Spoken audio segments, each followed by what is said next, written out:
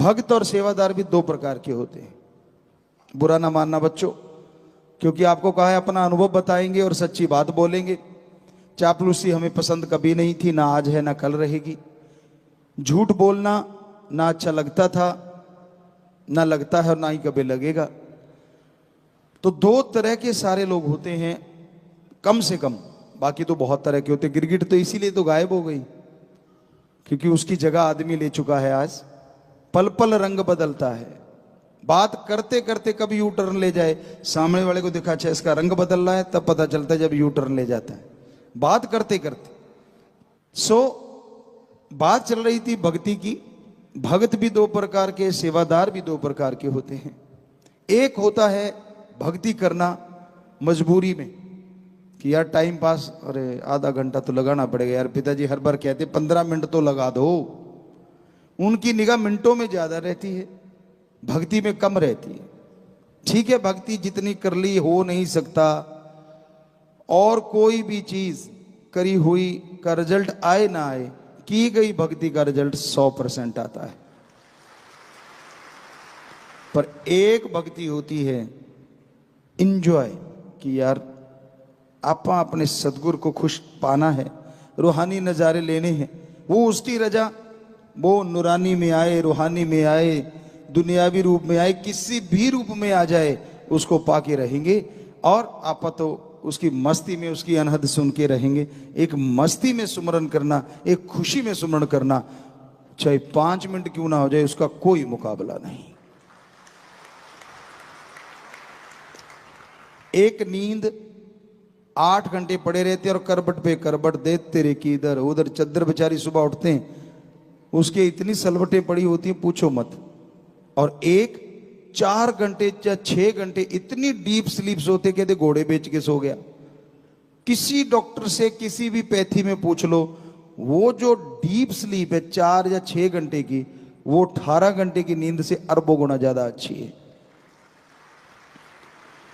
तो उसी तरह भक्ति है। एक होता है दिखावा करना, मैं ये कर रहा हूं, लोगों को लगता है यार ये तो बड़ा नजदीक है। आपको पीछे भी एक बार ये टॉपिक चला था, बड़े पांव से छूने लग जाते हो आप, यार ये तो पिताजी के ऐसे नजदीक होगा ये फलाना। बिल्कुल आपकी गलत सोच है। नजदीक है तो दिल में सत्कार होना चाहिए, झुकना है तो अल्लाह वाहिगुरु राम यार होना चाहिए। हम ये नहीं कहते कि तने रहो, वैसे तो हर का किसी का सत्कार करो, हाथ जोड़ के नारा लगाओ।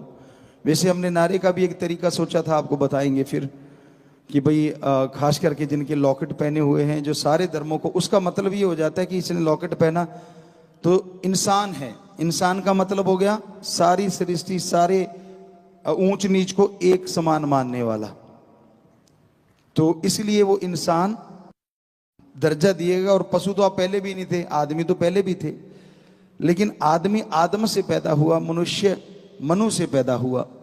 यहां जब इंसान बन जाता है तो उसकी एक पहचान बन जाती है, दीनता, नम्रता, प्यार, मोहब्बत, हर किसी को एक नजरिए से देखना, कोई ऊंच नीच नहीं, कोई किसी धर्म के खिलाफ नहीं बोलना, किसी के खिलाफ गलत नहीं बोलना, भला ही भला सोचना और भला ही भला करना, ये इंसान का काम हो जाता है। तो भक्ति में बड़ा कुछ होता है। कई दिखावे के लिए भक्ति करते हैं कि यार सामने वाले पे प्रभाव पड़ना चाहिए, मैं भक्त हूं। और बाकी प्रभाव तो जिस पे पड़ना चाहिए भक्ति का, उस पे ही पड़ना चाहिए ना। दूसरों को खुश करने के लिए जो भक्ति करते हो ना, वो भक्ति नहीं, वो जीरो है। वो बिल्कुल ही जीरो हो जाती। कुछ ना कुछ तो मिलता है, आपको बोला तो मिलना है, लेकिन वो आत्मा को मिलेगा, इस शरीर में जीरो हो जाता है। कि देखो मैं बैठा हूं समाधि लगा के, पहले देख लिया, अच्छा इतने लोग देख रहे हैं, बातें अंदर कुछ और ही चल रही हो, लेकिन दिखावा कि अच्छा दूसरे देख रहे हैं। अच्छा तो ये पाखंड है, ये ढोंग है।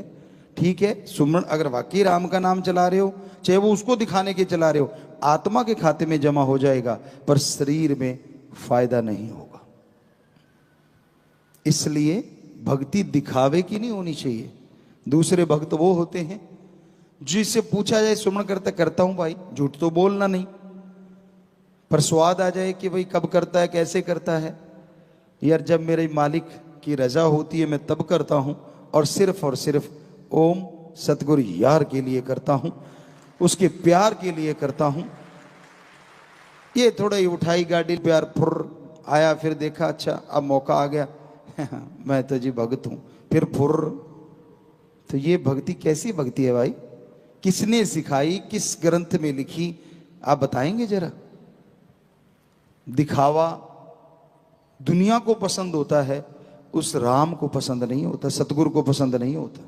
हालांकि वो किसी का पर्दा नहीं उठाते, ना कभी उठाएंगे, लेकिन हकीकत यही है कि अगर आप उस परम पिता परमात्मा को खुश करना चाहते हैं, उस मालिक को खुश करना चाहते हैं, तो आप भक्ति करो परम पिता परमात्मा के लिए, सतगुरु के लिए। ये सच्ची भक्ति है। हम तो अपना ही जिक्र करेंगे, आपको पहले ही बोला है कि अनुभव ज्यादा सुनाया करेंगे, आपको वचन ज्यादा सुनाया करेंगे। वचन है मस्ताना जी से लेके अब तक और आगे भी अनुभव है, ये वचन है हमारे, चाहे वो साईं जी के हों, वो क्योंकि एमएस जी उन्होंने खुद बनाया है, तो अनुभव हमारा काफी लंबा हो गया, 48 से लेके अब आप देख लीजिए कितने साल हो गए। तो वो सारा अनुभव कि ये जो बरसात का जब मौसम आता था, बचपन की बात आपको सुनाना चाहेंगे, तो हम राजस्थान में सरसों या जो भी खेती होती इस टाइम में, कपास नरमा बड़ा चल रहा होता है, हरे हरे पत्ते होते हैं, कहीं ज़्यादा आगेता हो तो कहीं कहीं कोई फूल सा निकल रहा होता है, तो उसमें चले जाते। हालांकि हर बंदे का काम नहीं होता, तो कसौला उठाया, घास निकाल रहे हैं और साथ में यार से लगी हुई है तार। क्या मज़ा आता था, ठंडी ठंडी हवा। हालांकि बीच में जब गर्मी आती थी कीड़े से भी चलते हैं, वो किसान जानते हैं, जिसने ये एसी से बाहर नहीं निकला उसको क्या पता वो क्या होता है। इसके लिए कहावत भी बनी है एक पंजाबी में, हम थोड़ा सा उसको चेंज करके बोलेंगे, सावन भादों की तिड़की ते मतरेई दी चिड़की किसानों को साध बना देती है। सावन भादों की तिड़की, ये कितनी सुंदर हवा चल रही है, कितना बढ़िया मौसम है, बरसात हो रही है, मजा आ रहा है, इतनी ठंडी हवा, और ये सारा कुछ रुक के एकदम धूप निकलती है। ओहो, वो भी एक मजा होता है, पर वो बड़ा गलत सा मजा होता है। शरीर में आग सी निकलने लगती है और इतने कांटे लगते हैं, यूं लगता है कहीं कांटों पे लेट गए। तो सावन भादों की तिड़की, उसे कहते तिड़की, तिड़क जाना, जैसे किसी खरबूजे का फट जाना, एकदम से फटा सा खरबूजा होता है, तो बॉडी ऐसे फटने लगती है। और मतरेई दूसरी माँ, अगर माँ गुजर जाए और बाप दूसरी शादी कर ले, और वो उस जमाने की बात, आजकल तो पता नहीं क्या क्या चलता है, छोड़िए, आजकल तो जश्न ही जश्न चलते हैं। तो कहने का मतलब उस टाइम हमारे कल्चर में कि वो दूसरी माँ मतरेई उसको बोलते पंजाबी में, कि उसकी झिड़की, वो झिड़क दे बिना वजह, बात बात पे टोकती रहे और डांटती रहे, प्यार तो उसने देना नहीं होता, तो किसानों को साध बना देती है। वो किसान घर छोड़ के चले ही जाते हैं। तो वो काम किया करते थे हम, और जब ये तिड़की आती थी तो शीशम के बड़े बड़े पेड़ होते हैं, फिर उसके नीचे भागते थे कि भाई ये तो बहुत ही ज़्यादा यार, क्योंकि 12 बजे होते थे दिन के, वैसे मौसम में पता ही नहीं चलता कि 12 बजे, लेकिन धूप निकलते बता देती बेटा कितने बजे हैं। तो लेकिन हमारा कुछ और था कि जैसे उसमें मजा लेते थे तो इसमें भी मजा लेते थे, कि हाँ सतगुरु यार ने ये भी भेजा है तो इसमें भी कुछ मजा लेते हैं। जाके वो शीशम के पेड़ों के नीचे सारे खड़े हो जाते, कई बार तो हम लगे रहते, कई बार हम भी उनके पास चले जाते, तो तब भी यार से कनेक्शन जुड़ा रहता था कि भाई ये तेरी रजा है, आज ये शीशम के पेड़ भी बाहर लग रहे हैं, क्या पानी टपक रहा है ऊपर से, टप करके आगे सिर पे लगता। नहाए तो होते ही थे, बरसात में तो भीगे ही होते थे, भीगे की ज़्यादा धूप करारी लगती है, तो वो पानी गिरना बूंद बूंद, वो उसकी एक आवाज़ आनी, वो नाला या खाड़ा कहते हैं, उसमें पानी की बूंदों का गिरना एक साज सा बन जाता, एक सरगम बन जाती। तो फिर अंदर संगीत शुरू हो जाता अपने सतगुरु यार का। बुल्ले शाह वाली बात है, मन दा की समझाना ते इधरों पुट के इधर लाना, कि तूने धूप निकाली तो इसका मकसद है ये, फिर मैं संगीत कैसे सुनते हम, तू सरगम बजा और तू ही अंदर से गा, मजा आ रहा है यार, कमाल है। और दूसरे कहते यार तेरे को कोई फर्क सा नहीं पड़ता, साथ वाले होते, आप लोग नौकर कहते हैं, हम उनको साथी कहते थे, वो चाचा ताऊ नहीं हम कहलवाते थे, वो हम मामा कहलवाते थे कि यार हमें मामा ही कहो, क्योंकि लोग चाचा ताऊ कहलवा के ज़्यादा खुश होते हैं। हमें होता था नहीं, तेरी माँ हमारी बहन है। तो कहने का मतलब कभी किसी के साथ ये चीज़ होती नहीं तो वो बड़ा कहा करते थे कि यार इसके कोई असर ही नहीं होता, गर्मी गुर्मी होती है, वो खाज मर गए लुट गए, क्योंकि खाज ऐसे शरीर फटता है। कितनी आराम से खड़ा रहता है। अब उनको क्या पता जिसके साथ यार खड़ा हो वो आराम से ही खड़ता है। पता ही नहीं, समझ नहीं आती कैसा कलयुग आ गया है आज। जिनको हम देखा करते थे हमें कभी ना छोड़ना, अब वो बाजू छोड़ा छोड़ा भाग रहे। बड़ी हैरानी होती। हमने तो नहीं छोड़ा, ना कभी छोड़ेंगे, ना मरणोपरांत छोड़ेंगे। देख लेना, अब बाजू छोड़ा छोड़ा भाग रहा, भागता रहे, लेकिन वो टाइम आएगा तो खुद बुलाएगा। ये भी लिखवा ले, क्योंकि जब सारा सामान निकलेंगे ना, जिन दिन मानी कडिए हड्डा कुड़काए, हाथ छुड़ा छुड़वा भाग रहे हो तो तब फिर हड्डियां वो टूटने लगेंगी। क्यों? गुरु को तो याद नहीं किया, उसकी तो मानी नहीं। मन मर्जी अपनी ऐश के लिए, अपने मन को शांति दिलाने के लिए उसके पास जा, उसके पास जा, फलां की सुन, फलां की सुन, सतगुरु की तो सुनी नहीं। तब तकलीफें 100% आएगी सत्संगी होते हुए भी। कोई नहीं रोक सकता, क्योंकि आपने कर्म भी ऐसे कर लिए हैं जो कि सतगुरु ने कभी बताए ही नहीं थे, कभी सिखाए ही नहीं थे। कर्म तूने किए, मुआफ कर दिया तो जिंदगी स्वस्थ जिंदगी जी रहे हो। लेकिन मौत का दर्द तो उन्हीं का खत्म होता है, वही एडवांस में बता पाते हैं जो वचनों पे 100% पहरा देते हैं और दृढ़ यकीन रखते हैं। उन तो साल पहले भी पता लग सकता है, महीना पहले भी पता लग सकता है। तो इसलिए हिसाब किताब तो है सारा। अब आपको खोल के बता रहे हैं ताकि आप सही रहें, क्योंकि रब नाल ठगियां क्यों मारे बंदे। किसी ने गाना लिखा है, हमने पहले भी कई बार सत्संगों में आपको ये गाने की लाइन बोली है कि उसने पता नहीं किस अंदाज में लिखा होगा, लेकिन आजकल तो शरेआम ठगी है। सेवा है तो उसका भी नगद नारायण चाहिए। चलो कोई बात नहीं, हम तो जो सेवा करते थे ये होता था कि तन लगा दें यार, धन लगा दें यार। मन तो वो तो बचपन से सतगुरु का था, लगा ही हुआ था। कोशिश करते थे कि अपनी कमाई का जितना भी हिस्सा दीन दुखियों की मदद में लगा पाएं, जितने भी लोगों को ज़्यादा से ज़्यादा सतगुरु शास्त्र नाम जी दाता रहबर से जोड़ पाएं। 9-9 साल में ट्रैक्टर ट्रालियां भर भर के गुरु मंत्र दिलाया करते थे। फिर बड़े हुए तो बेपुरा जी ने जैसा ख्याल दिया, ट्रकों के ट्रक, बसों की बसें वहाँ से करवा करवा के नशा छुड़वाया करते थे, जिस एरिया में भी ऐसा लगता था। तो ये उनका रहमो करम, उनकी दया मेहर आज भी है और हमेशा रहनी है। तो हम तो समझा रहे हैं, हो सकता है आपको कड़वा भी लग रहा हो।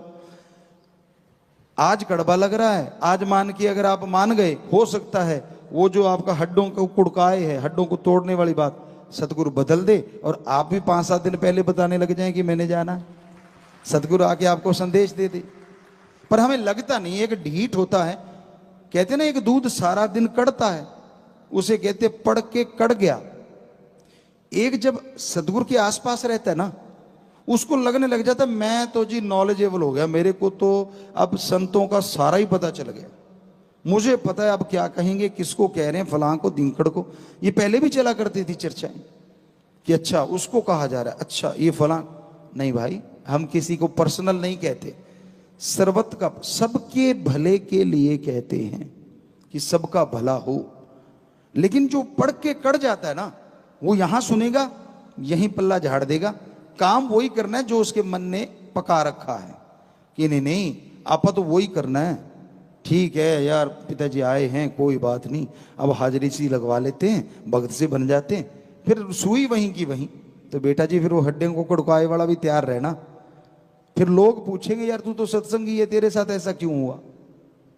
छुपा नहीं पाएगा, क्योंकि आज वचन हो लिए सारे। कम से कम तेरे माँ बाप परिवारों में जो सत्संगी उनको तो पता चल ही गया कि भाई इसने गुल खिला रखे हैं जो आज चिल्ला रहा है।